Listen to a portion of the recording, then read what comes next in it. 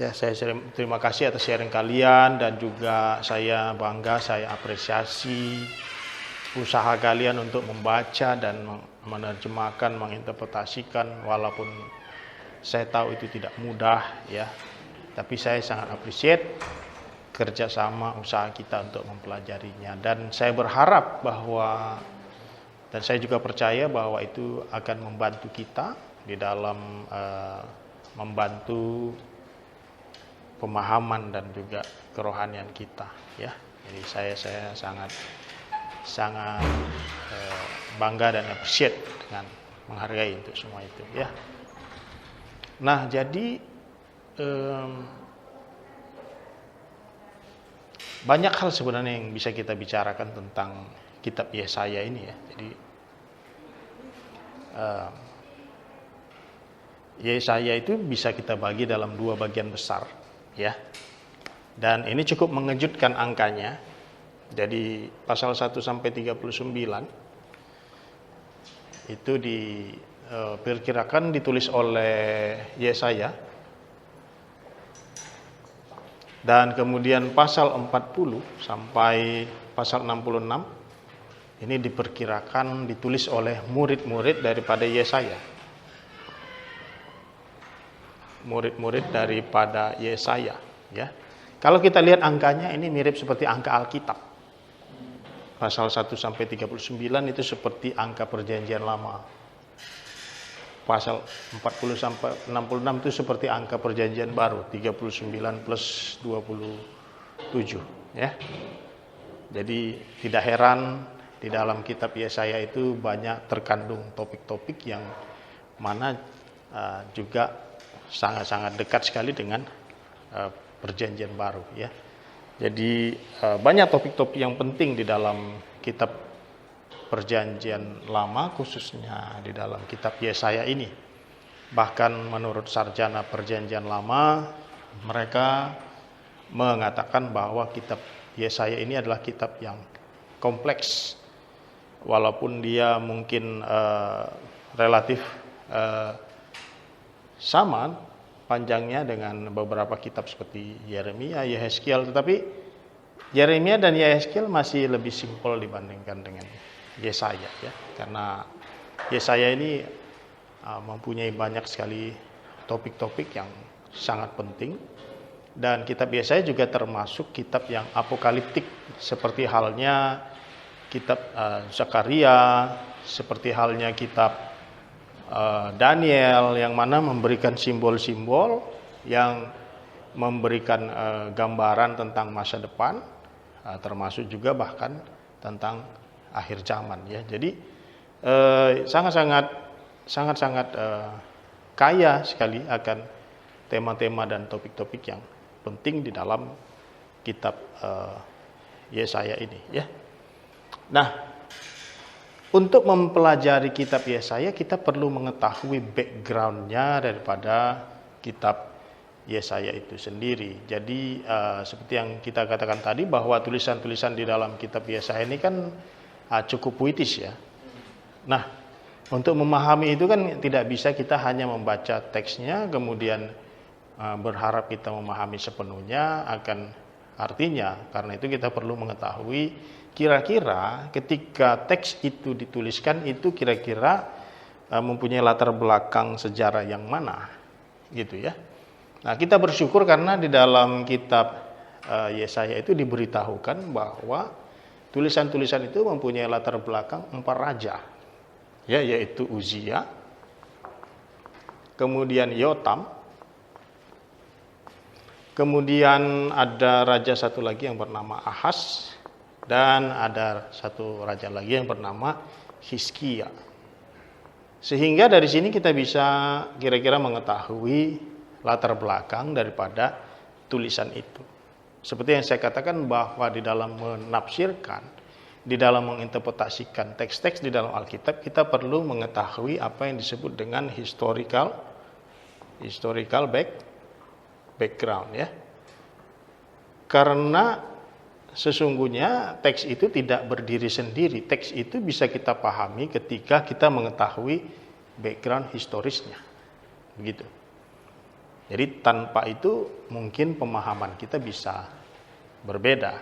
Nah, kita bersyukur di dalam kitab Yesaya ini kita tahu bahwa inilah pada masa kerajaan inilah tulisan-tulisan itu mempunyai latar belakang seperti itu.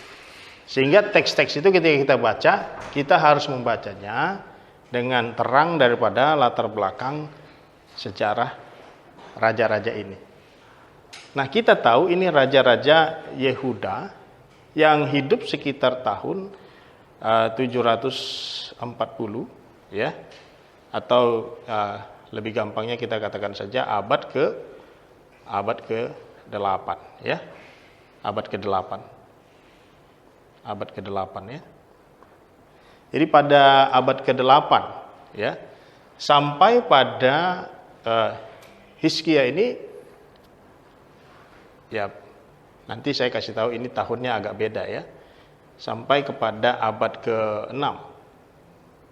Nah, di sini kita mungkin agak heran bagaimana seorang penulis bisa hidup dalam 3 abad. Ya, tidak mungkin dia berusia 3 abad. Makanya kita memahami bahwa pasal 40 sampai pasal 66 itu ditulis oleh murid-murid daripada Yesaya. Dan memang kalau kita baca secara perlahan kitab Yesaya itu dia berbicara juga tentang murid-muridnya.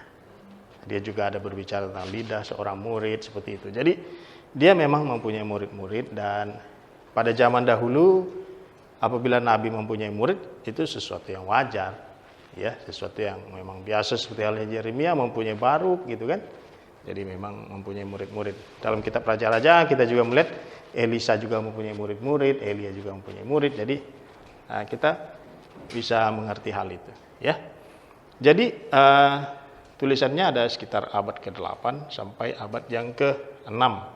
Abad ke-8 ini abad ke-8 akhir ya, yaitu sekitar tahun 740 sebelum Masehi. Nah, kita nggak usah terlalu takut dengan angka-angkanya, tetapi yang penting kita mengingat adalah timeline yang waktu itu kita pelajari, bahwa Daud itu hidupnya sekitar tahun 1000 Masehi ya. Kemudian pembuangan itu tahun 500 sebelum Masehi. Pembuangan ya, atau Daniel ya di sini. Nah, raja-raja itu di sini. Nah, jadi kita tahu dari tulisan di kitab Raja-Raja bahwa raja-raja itu kan sangat up and down ya, sangat fluktuatif sekali secara rohaninya. Kalau Israel yang di utara jangan bilang ini rajanya jahat semua. Gitu. Tidak heran di dalam kitab Yesaya pada awal-awalnya Tuhan itu hanya berbicara tentang apa? Hukuman. Terhadap siapa? Ya, terhadap bangsa Israel dan kemudian juga terhadap Yehuda. Tetapi juga terhadap bangsa-bangsa lain. Gitu. Ya. Selatan juga ada yang jahat, tapi ada yang baik juga. Ada 8 yang baik. Ya, kata baik ini bisa dipahami sebagai raja yang patuh kepada perintah dan perkataan Tuhan ya. Jadi Uzia ini baik, Yotam baik, Ahaz tidak, Hizkia baik. Gitu. Nah, kemudian dari seluruh pasal ini ada satu tema besar di dalam kitab Yesaya yang perlu kita ketahui adalah tentang hukuman. Jadi kalau kita baca di awal-awal itu berbicara tentang hukuman, ya, hukuman terhadap Israel, hukuman terhadap Yehuda, hukuman terhadap bangsa-bangsa yang lain. Kenapa Israel dihukum? Kenapa Yehuda dihukum? Kenapa? Kita tahu persoalan waktu raja-raja setelah Salomo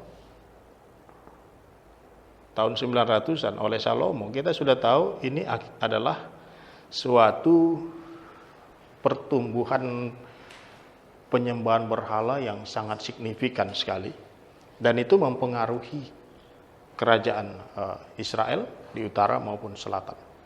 Begitu. Ini mereka sudah sama seperti orang-orang Kanaan.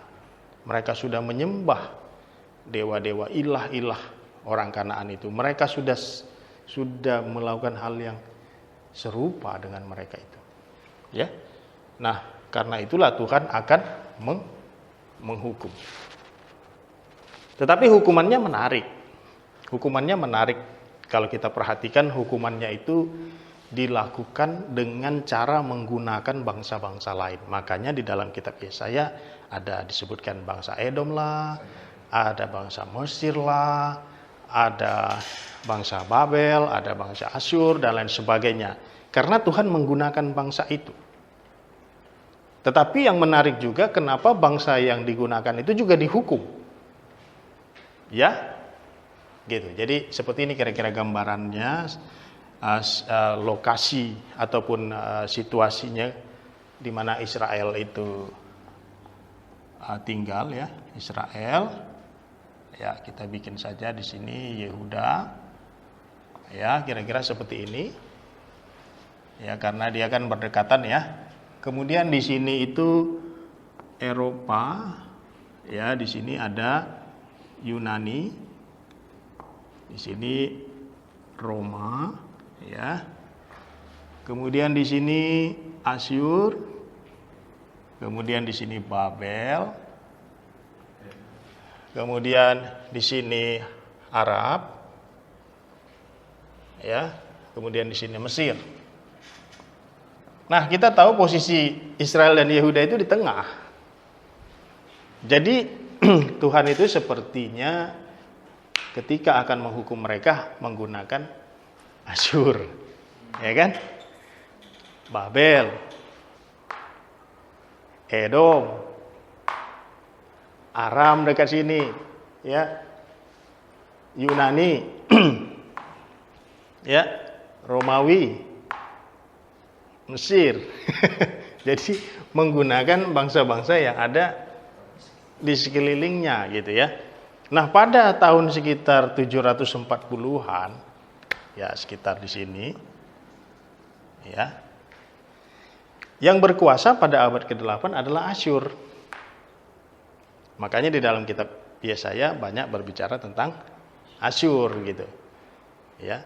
Dan Tuhan akan menggunakan Asyur ini untuk mengalahkan Israel, menghukum Israel. Dan tahun 722 sebelum Masehi, Israel itu ditaklukkan dan dibuang ke berbagai tempat, sehingga mereka sudah bercampur baur. Makanya di Samaria termasuk juga ada orang-orang campuran, ya, dari bangsa-bangsa lain dan juga Israel. Jadi mereka dibuang, mereka dikalahkan, mereka dihukum, begitu. Nah, tetapi kemudian Tuhan menghukum Asyur. Caranya gimana? Caranya dengan Babel, gitu ya. Caranya dengan menggunakan Babel. Babel mengalahkan Asyur. Tuhan menghukum Asyur. Tuhan juga akan menghukum Babel dengan cara apa? Dengan Persia, yang kemudian nanti akan menduduki Babel semua, ya, Persia. Tuhan juga akan menghukum Persia. Caranya gimana? Yunani. Tuhan juga akan menghukum Yunani. Caranya gimana? Roma. Ya. Jadi Asyur itu sekitar abad ke-8 tadi. Abad ke-8, ya, sekitar itu, ya. Abad ke-8, kemudian Babel itu sekitar abad yang ke-7, ya. Kemudian setelah itu ada Persia itu sekitar abad ke-6, ya. Kemudian Persia dikalahkan oleh Yunani Yunani sekitar abad keempat, ya. Kemudian Roma sekitar abad ke-1. Ya, kira-kira seperti itulah. Tapi artinya Tuhan menghukum mereka semuanya ini. Jadi tema besar daripada kitab Yesaya adalah hukuman. Hukuman terhadap siapa? Terhadap Israel dan Yehuda dan terhadap bangsa-bangsa. Tetapi selain hukuman juga ada harapan. Jadi 2 H. Jadi mengingat kitab Yesaya itu ingat 2 H saja. Hukuman dan harapan. Harapan menandakan bahwa kasih Tuhan lebih besar daripada kemarahannya. Kan gampang kan ingat ya? Kasih Tuhan lebih besar dari kemarahannya. Jadi kalau Tuhan marah sama kita, kamu jangan kecil hati. Kamu harus berpikir, kasih Tuhan itu lebih besar dari kemarahan. Maka itu kita harus bertobat. Maka itu kita harus datang kepada Tuhan. Karena apa? Karena kita tahu kasih Tuhan itu lebih besar dari kemarahan. Kita harus minta ampun kepada Dia. Tuhan, saya minta ampun, saya mau bertobat. Dasarnya apa? Kita paham bahwa kasih Tuhan lebih besar dari kemarahannya. Karena itu ada harapan. Ya. Nah, ketika berbicara tentang harapan, maka di dalam kitab Yesaya ada banyak tema. Ya, ada berbicara tentang keselamatan. Keselamatan terhadap siapa? Bangsa-bangsa ini. Ingat janji Tuhan kepada Abraham dalam Kejadian 12 ayat 1 sampai 3 bahwa Israel akan mendapat berkat, bahwa Tuhan akan memberkati Abraham itu dalam 2 bentuk. Pertama, keturunannya akan menjadi bangsa yang besar. Tapi dia juga akan menjadi berkat bagi bangsa lain. Melalui siapa? Melalui Yesus Kristus. Jadi melalui Yesus Kristus keturunan Abraham, bangsa-bangsa lain akan mendapat berkat, mendapatkan keselamatan. Makanya tema juga di dalam Yesaya adalah berbicara tentang Mesias, tentang Kristus, tentang juru selamat. Dalam mana? Yesaya 7 ayat 14, Yesaya 9, Yesaya 53, banyak. Jadi tentang keselamatan, juga tentang juru selamatnya, tentang Mesias, tentang Kristus. Makanya kata Yosua tadi cocok banget kita belajar tentang Yosua di hari Natal, karena berkaitan. Kemudian berbicara tentang apa lagi? Penciptaan kembali. Jadi kata ciptaan baru itu bukan, jangan berpikir bahwa itu kata-kata dari kitab Perjanjian Baru, itu kata-kata dari Perjanjian Lama. Penciptaan kembali atau ciptaan baru ada dibicarakan juga. Nah, makanya saya bilang ketika kita membaca Perjanjian Lama kemudian kita membaca Perjanjian Baru, itu nyambung. Ya. Kemudian tentang Mesias, ya, disebutnya sih hamba, ya. Jadi hamba di dalam kitab Yesaya itu ada 2. Yang pertama Israel, yang kedua adalah Kristus. Dia sebut ada bangsa, tetapi juga dia sebut juga ada oknumnya, satu individu namanya Kristus. Dari sinilah Rasul Paulus mendapatkan satu ide tentang gereja dan kepala gereja. Kristus sebagai kepala, gereja adalah sebagai tubuhnya. Artinya apa? Bahwa Kristus dengan umatnya itu tidak terpisahkan. Kristus inilah Israel sejati. Ya kan? Begitu. Nah, bicara tentang hamba ya. Hamba yang menderita, Yesaya 53. Kemudian juga berbicara tentang Yerusalem baru. Makanya tema di dalam kitab Yesaya ini banyak. Ya, Yerusalem baru. Ya. Kenapa berbicara Yerusalem baru? Karena harapan. Kaitannya tadi kontrasnya dengan hukuman. Kenapa? Karena ini semua sudah menyembah berhala. Israel, Yehuda. Di era raja-raja ini kan banyak penyembahan berhala. Dan bukan saja menyembah berhala, mereka juga tidak adil satu sama lain, tidak mengasihi satu sama lain. Orang kaya membuat orang-orang yang miskin menderita. Jadi kehidupan sosialnya juga hancur, moralnya juga hancur, spiritualnya juga hancur. Makanya Tuhan berbicara tentang hukuman. Tetapi juga ada harapan. Harapan bahwa mereka akan mendapatkan pengampunan, penebusan, ya. Penebusan, keselamatan. Mereka juga akan mendapatkan kedatangan Mesias, ya.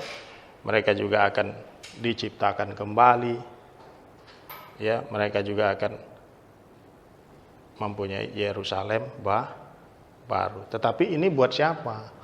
Buat yang percaya dan bertobat. Ada harapan. Kira-kira itulah yang ada di dalam kitab Yesaya. Memang panjang, 66 pasal. Tetapi intinya adalah hukuman dan harapan. Harapannya apa? Ya ini tadi, bahwa kasih Tuhan lebih besar dari kemarahannya. Artinya apa? Ya kita harus bertobat, kita mempunyai chance begitu. Bayangkan kalau sebaliknya, kemarahan Tuhan lebih besar dari kasihnya. Enggak bisa kita mau tobat percuma, kemarahannya sudah lebih besar daripada kasihnya. Tapi ini kan kasihnya lebih besar dari kemarahannya. Jadi kita ada chance untuk bertobat, ya. Ada harapan. Dia akan menebus, dia akan menyelamatkan, kita akan kedatangan Mesias, Yesus Kristus sebagai raja di atas segala raja, ya. Nah, ini tadi menarik, ada hal yang disinggung oleh Ko Henry tadi tentang tentang Yesus, ya. Ini berbicara tentang kerajaan 1000 tahun. Ya. Kerajaan 1000 tahun. Tadi saya tanya kepada Ko Henry, apakah Tuhan Yesus sudah datang sebagai raja? Benar Yesus adalah raja, benar. Tetapi dia datang pada saat yang pertama kali sebagai raja yang merendahkan diri. Makanya tidak kelihatan seperti raja. Tadi Ko Henry bilang, apa mereka ngerti ya tentang Yesus itu ya? Kedatangan pertama, dia adalah seperti hamba yang menderita karena dia adalah raja yang merendahkan diri. Ibarat seorang raja, dia turun ke jalan pakai baju compang-camping. Dia raja enggak? Kalau dia pakai baju compang-camping, dia raja enggak? Raja. Tapi yang merendahkan diri. Tapi ketika pada kerajaan 1000 tahun, dia sudah datang dengan kemuliaannya. Dia tidak datang sebagai hamba, dia raja. Makanya itu alasannya kita percaya tentang kerajaan 1000 tahun. Dalam Yesaya pasal 11 itu menggambarkan kerajaan 1000 tahun. Suasananya itu seperti Taman Eden sudah. Ular tidak mematuk lagi, ya. Binatang-binatang buas sudah makan rumput. Ya, jadi kalau kita dekat-dekat singa, ya kita nggak digigit. Kita kasih rumput aja sama dia dimakan. Iya, itu dikatakan dalam Yesaya 11. Ular tedung juga nggak akan mematuk bayi. Ya. Buat laikris itu sangat lucu karena membayangkan bagaimana singa-singa itu jinak ya. Giginya pun nggak ada taringnya ya. Gitu. Singa-singa juga ya tidak galak-galak ya. Iya. Jadi kita sudah seperti dengan kucing saja dengan mereka, dia tidak akan mencakar kita dan lain sebagainya. Nah, ini kerajaan 1000 tahun. Suasananya sudah seperti Eden gitu. Nah, disinilah Tuhan Yesus benar-benar kelihatan seperti raja daripada segala raja. Kalian bisa baca nanti dalam Yesaya pasal 11 itu. Ya, bayi-bayi juga tidak akan diganggu oleh ular, di mana domba juga dengan singa juga bersama-sama, rusa juga dengan harimau juga bersama-sama. Ya, harimaunya sudah tidak makan daging, ya, harimaunya sudah vegetarian, ya, sudah minum air, sudah minum Coca-Cola, dia tidak makan mayat, tidak makan bangkai, gitu. Ya, sudah minum teh botol, minum aqua, gitu ya. Sudah keren lah, ya, gitu. Nah, itu kira-kira gambarannya. Inilah harapannya. Dan ini semua merupakan topik-topik yang ada di dalam perjanjian baru kalau kita lihat. Nanti kita temukan juga tentang apokaliptik, kita bisa lihat dalam kitab Wahyu, ya. Nah, jadi kita menemukan kekayaan yang luar biasa sekali dalam kitab Yesaya ini. Berarti kan Tuhan memberikan penglihatan kepada Yesaya, baik yang jangka pendek maupun yang jangka panjang. Selalu nubuat-nubuat itu begitu. Ketika nubuat jangka pendek tergenapi, bahwa mereka akan dihukum, bahwa Israel dan Yehuda akan dibuang, maka ketika Yesaya berbicara tentang nubuat jangka panjang, bahwa Yesus akan lahir dari seorang perawan, bahwa kerajaan 1000 tahun akan datang, ini pasti terjadi. Kenapa? Karena yang dia ngomong itu terjadi. Ya, ini dahsyat sekali ya. Kita sangat bersyukur dengan Alkitab. Ya, karena ini secara historisnya luar biasa, secara makna teologisnya luar biasa, bahasanya luar biasa. Ini salah satu tulisan yang sangat puitis dalam bahasa Ibrani, karena Yesaya itu adalah bangsawan yang menjadi nabi. Ya, tadi sudah disinggung oleh Brother Virgo, dan istrinya pun seorang nabi. Ini luar biasa. Ya. Jadi dia nabi, istrinya juga nabi. Dia juga mempunyai murid-murid lagi yang luar biasa. Nah, kalau kita melihat, kalau penulis-penulis perjanjian baru mengutip pasal 40 sampai 66, dia tidak bilang murid-murid Yesaya loh. Dia tetap bilang Yesaya. Kenapa? Karena Yesaya yang ngajarin murid-muridnya. Dan kata-kata yang ada dalam pasal 1 sampai 39 seringkali diulangi dalam pasal 40 sampai 66. Ya, begitu. Makanya ada orang bilang investasi yang paling terbaik adalah memberikan pengajaran kepada generasi berikutnya. Makanya seolah Yesaya itu seperti hidupnya panjang kali, ya. Abad 8 sampai abad ke-6 sebelum Masehi, seperti panjang hidupnya. Ya, begitu. Ya, itu yang bisa saya sampaikan. Semoga membantu dan menyemangati kita. Sudah rasa lapar juga sih. Ya, Tuhan memberkati ya. Oke.